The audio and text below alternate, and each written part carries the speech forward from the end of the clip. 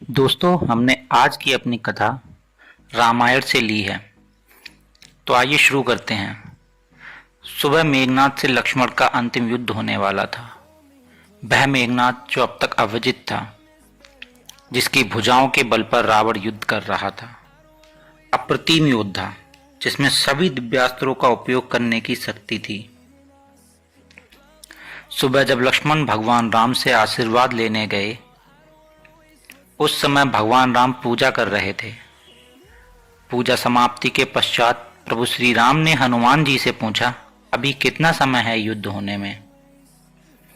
हनुमान जी ने कहा, प्रभु अभी कुछ समय है, यह तो प्रातः काल है। भगवान राम ने लक्ष्मण से कहा, यह पात्र लो और भिक्षा मांग कर लाओ। जो पहला व्यक्ति मिले उसी से कुछ अन्न मांग लेना। सभी बड़े आश्चर्य में पड़ गए। आशीर्वाद की जगह भिक्षा?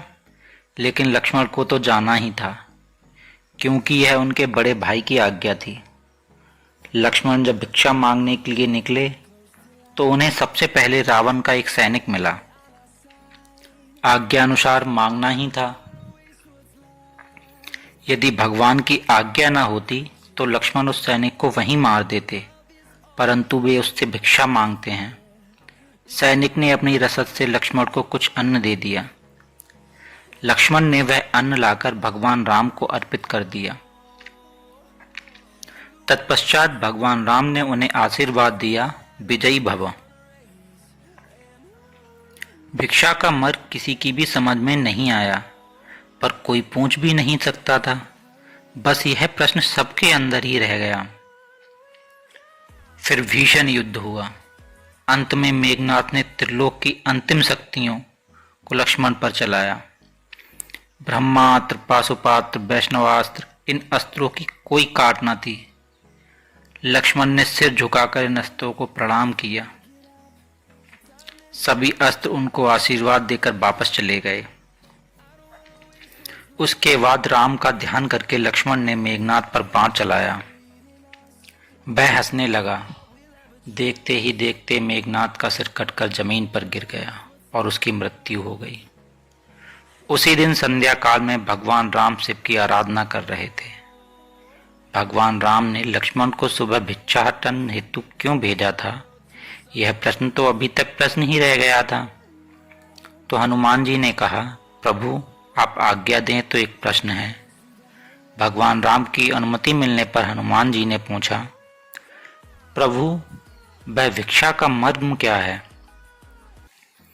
भगवान मुस्कुराने लगे और बोले, मैं लक्ष्मण को जानता हूँ, वह अत्यंत क्रोधी स्वभाव के हैं, लेकिन युद्ध को क्रोध से नहीं विवेक से जीता जाता है।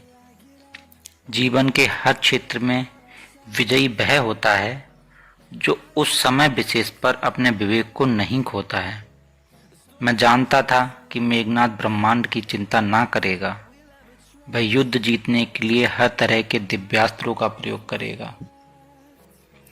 इन अमोघ शक्तियों के सामने ताकत नहीं, सिर्फ और सिर्फ विनम्रता ही काम कर सकती थी। इसलिए मैंने लक्ष्मण को सुबह झुकना बताया। एक वीर शक्तिशाली व्यक्ति जब भिक्षा मांगेगा तो विनम्रता उसमें स्वयं प्रवाहित होगी। लक्ष्मण ने मेरे नाम से बाण छोड़ा था। यदि मेघनाद उस बाण के सामने विनम्रता दिखाता तो मैं उसे भी क्षमा कर देता। केवल जब हम महानता की दीवार तोड़कर स्वयं को विनम्र एवं तुच्छ प्राणी के रूप में प्रस्तुत करते हैं और अपनी व्यवहार संबंधी जटिलताओं और अहंकार को बस में कर लेते हैं, तभी जीवन वास्तव में आनंददायक बनता है। अहंकार को बहलाकर हम समर्पण की कला में श्रेष्ठता हासिल कर सकते हैं। यदि आप में विनम्रता और सरलता के गुण हैं तो आप मान सकते हैं कि आपके पास वह सब कुछ है जो आपको चाहिए। जय श्री राम।